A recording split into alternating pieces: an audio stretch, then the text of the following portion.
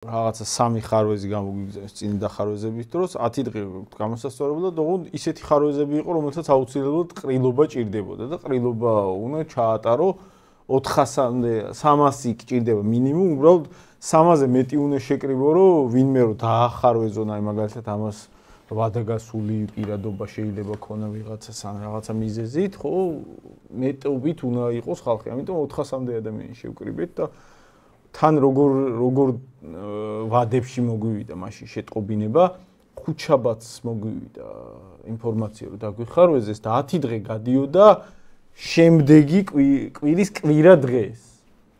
ანუ ორშაბათს რომ იგეტანა უკვე მე-11 დღე იყო, მე-9 მე-10 დღე იყო შაბათ კვირა და კი კანონით შეგიძლია რომ თუ ბოლო დღეები ემთხვევა შაბათ კვირას, მაშინ მე-11 დღესაც მიიტანა, ოღონდ ამათან რაში ხარ დაზღვეული გეტყვიან, არა მე-11 დღე იყო და დააგვიანე და მიდი მერე და ეხლა ხალხს აუხსენი შენ რომ იცი რა მე-11 დღე რო იყო კანონში წერია რომ მაინც შეიძლება, იმიტომ რომ წინა დღე კვირა იყო და ეკეთებს არ გაგიტარებს ეს თავრობა უბრალოდ იმას იწევს, დაგიწეს და მორჩა ვერავის ვერ აუხსნა. ამიტომ მიძულებლები ვიყავით შემდგომში 8 დღეში მოგვეს.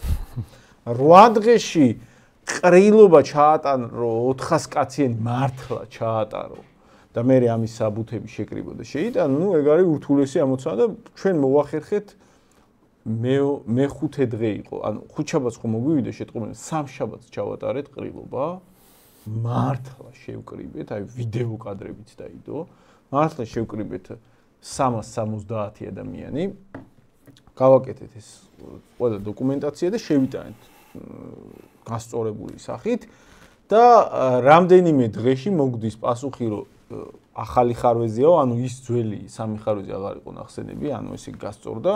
ახალი ხარვეზი რა არისო, რომ სია, რომელიც შეადგენთ ეს ელექტრონული სახითაც უნდა წარმოგედგინათო და ეს არ გქონდათ წინა საბუთებში და არც ეხლა უნდა, ამიტომ ხარვეზი ეგ ელექტრონული სახით მოთხოვნა 2022 წლის საკონსტიტუციო სასამართლოს საფუძველზე გაუქმებულია, აღარ მოგეთხოვება და არც შეგვატყობინეს ვალდებულება ქონდა თუ რამე დაგახარვეზოს. უნდა შეგატყობინონ, რომ რა ვიცი, ყრილობას ვატარებ და სიას ვადგენებ თავიდან ამ სტრეების და გეთქვა, რომ ეგ ხარვეზი ქონა, ეგ გაკლდა და მოვიტანდი ელექტრონულ ვერსიას. მაგრამ არ გაგვაგებინეს, კანონი დაარღვევეს და ეხლა აქ რა გამოწვევაა, რომ მხოლოდ ელექტრონული სია კი არ მოგთხოვეს, დამატებითი ინფორმაცია და მათ შორის იმ ადამიანების ხელმოწერები და მთელია ეს ხალხი, დამატებითი ინფორმაცია, თან იმედი ქონდათ როგორც ჩანს, რომ ეს ადამიანები ნამდვილი ხალხი არ იყვნენ, არ ვიცი და ზოგი მოვიგონეთ და ისე იყო ჩაწერილი თუ ვის იმედი ქონდათ და ამდენ ხალხს, რომლებიც რაიონებში არიან, ვერ მივაწვენთ ამ ყველას ხმას და ასე შემდეგ, ნუ ჩვენ უკლებლივ ყველა ადამიანს თან გავედით ცხადია კონტაქტზე, ესია შევკარით დამატებით ინფორმაციას, რაც თითხოვდნენ ყველაფერი, ეს თქვა სამუშაო ადგილები, საცხოვრებელი ადგილები, ასე შემდეგ, რაც იყო იმ ძველი კანონის მოთხოვნით. ჩავწერეთ, გავაკეთეთ ესია, დღეს შევიტანეთ. ამოცანა ერთი ეგაა, რომ იმედი ქონდათ, რომ ალბათ კიდე ამ 10 დღეში და სხვათა შორის ეხლაც შაბათ კვირას ემთხვეოდა ბოლო დღეები და ეხლაც 8-9 დღე გამოგვდიოდა. ეხლაც ხუთშაბათიდან დაიწყო ეს პროცესი და ეგრე 8-9 დღე გამოგვდიოდა, მოვასწარით, დღეს შევიტანეთ. ერთი ეგ ამოცანა იყო ალბათ ვერ მოასწრებენო, მეორე ამოცანა არის უიმედობის დათესვა, რაღაცა წარმოდგენების დათესვა, რომ აი რაღაცა კი ამაზე ვარ, მაგრამ რა ვიცი, აზრი არა აქვს, ალბათ მაინც არ და რეგისტრირებენ, აი ამ განწყობის დათესვით. ზოგიერთ ჩვენს რიგებში ყოფი ადამიანების ნაწილში საბრძოლო სულისკვეთების გატეხვა ამოცანა და მეორე ამოცანა არის აი ყველაზე ესეთი ალბათ თავარი, ნუ საბოლოო ჯამში მივიყვანთ იქამდე რომ რაღაც იძულებულებს გავხდით რომ მიგვაღებინონ მონაწილეობა, უბრალოდ ხო გვესმის რომ სანამ ესეთ რაღაცა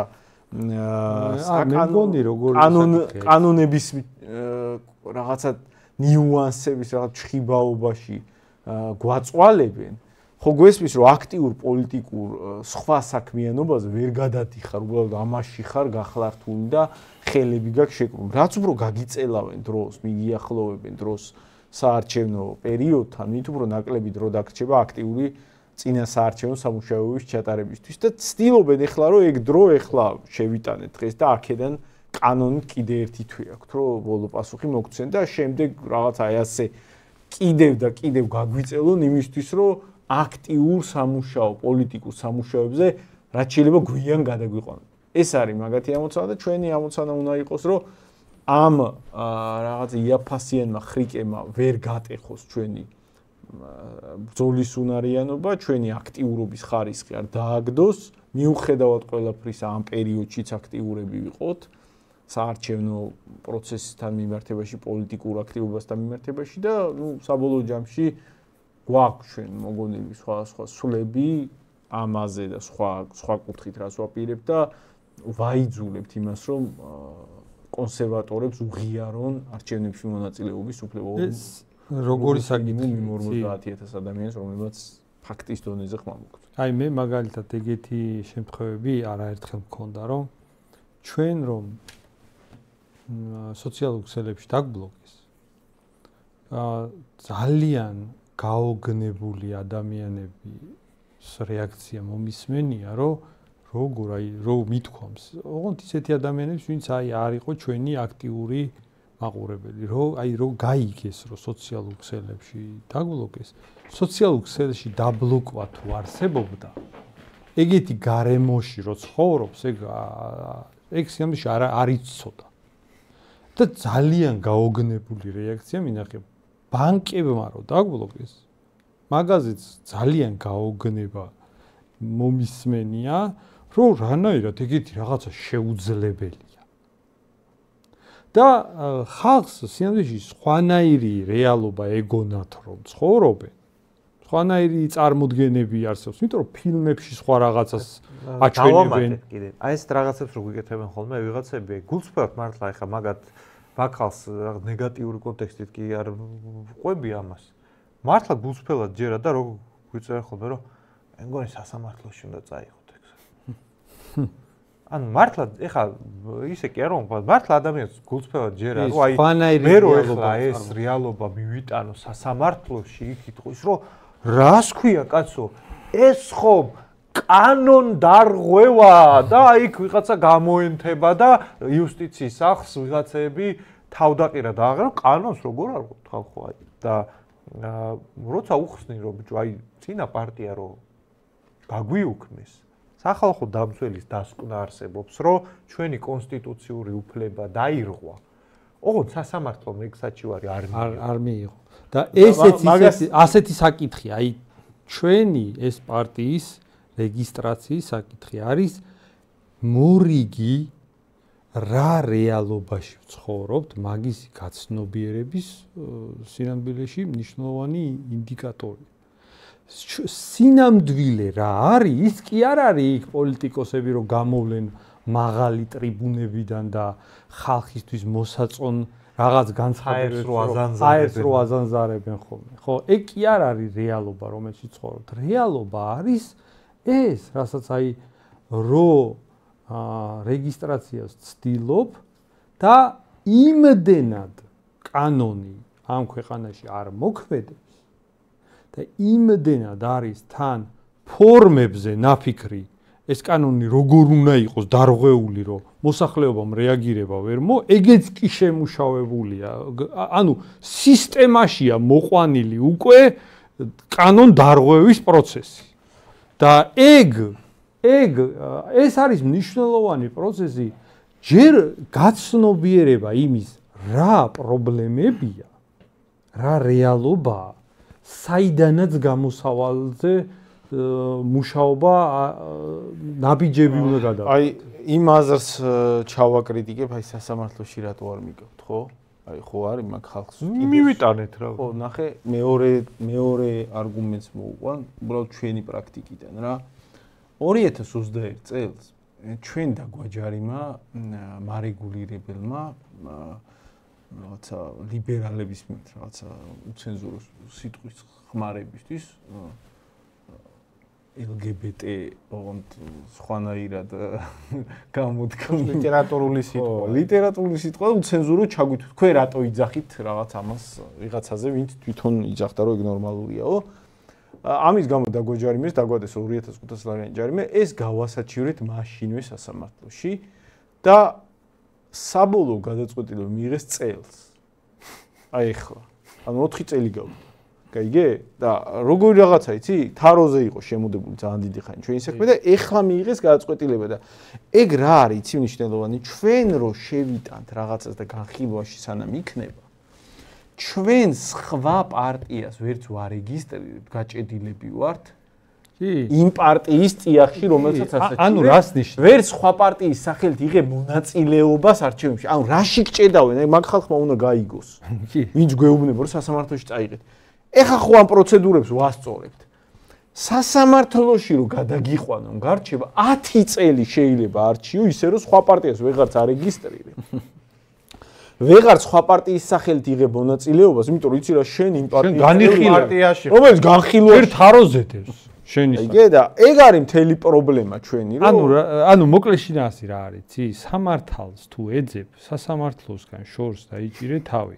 სასამართლოში სამართლისთვის კი არ მიდიხართ ხალხო, აი მიმართეთ სასამართლოს.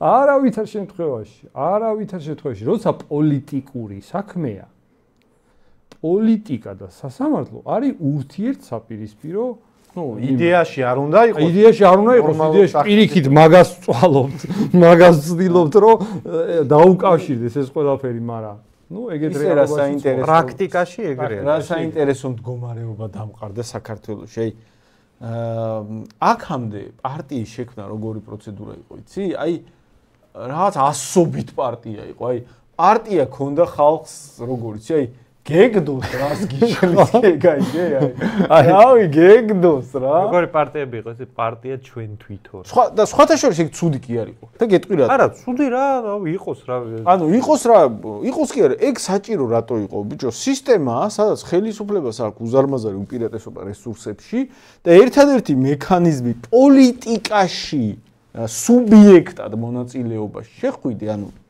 კანონით მეტი სხვა მექანიზმი არის თუ გინდა სუბიექტი გახდე ანუ პრეტენზია გამოთქვა რომ მეც მაგ პრეტენზია რომ მართվել რგოლში რაღაცა ძალაუფლების ხარისხი წამოვიღო და ხალხის რაღაცა მიმხრობა ვცადო და რაღაც პოლიტიკა გავატარო ხო სხვა მექანიზმი არ არსებობს პარტია თუ არ აქვს ვერ იღებს მონაწილეობას ხო ამიტომ ეგ გამარტივებული პროცესი უნდა იყოს ახლა ვიღაცა მონსტრს ვეტაკები რომელსაც 30 მილიარდიანი ბიუჯეტი ხელში უფყრია და ძარცვავს და სხვა მექანიზმი რომ მე შევიდე და იმას ვეჭიდაო არა მაქვს და ის მაინც ხო ჩვეულებრივ ღარიბ ადამიანს რომელსაც პოლიტიკაზე რაღაცა საკუთარი გავლენის გავრცელება უნდა ის მაინც ხო გამარტივებული უნდა ქონდეს რომ აი პარტიას მარტივად ვარეგისტრირებ ახლა რაღაცა ამაში რატომ მიშლი ეს ხო უნდა გამიმარტივო ისეც რას მოგერევი ახლა ჩვეულებრივი ადამიანი ვარ და ეს ხო უნდა გამიმარტივო რა ვიცი ამაზე რას მაწვალებ გაიგე და იდეაში კარგი იყო რომ ეგ მარტივი იყო რა და ნუ ეგრე იდგა საკითხი რომ პარტია ქონდა ძალიან ბევრს გეგდოს რეჟიმში და ეხლა როგორი გახდა იცი ჩუ პარტია თუ დაარეგისტრირე აი ვეში ყოფილ ხარ კაცო აი უკვე ვეში გაქვარი აი გამოთქმა რომ ძალიან სერიოზული რაღაც შევიყოფილ 50000 ადამიანი ხო მარტო ჩვენ ხებს მაინც უგდიათ ხო მაგრამ ნახე ხებს უგდიათ უბრალოდ ბიჭო 50000 ადამიანმა ხმა მოგცა ანუ რამდენიც ხელმოწერა გეკუთვნის რომ შეაგროვო რომ უფლება გაქვს მონაწილეობა მიიღო ის ხალხი ხალხს კი არ გიჭერს ის 25000 კაცი ის იძახის შეიძლება არ კარგი არც მას მაგრამ მიიღე მონაწილეობა რა 50000 კაცმა ხმა მოგცა თან ამათ ხო იციან რანაირად მოგცა რამდენი იყიდეს მაგის ზემოთ რამდენი შეაშინეს რამდენი დაგვაკარგვინეს პარტიის გაუქმებით მაგ რეჟიმში და ბიჭო პარტიას რანაუსით არ გვირეგისტრირებთ. ეხ ან ვინ არის ის ხალხი მაინტერესებს, აი ესე გამოშტერებული სახით, რომ აი ესე ამას მოისმეს, გაიგე, გეგონება სამართლიანი და იქით გაიხედოს და აი სხვა რაღაცას, გაიგე?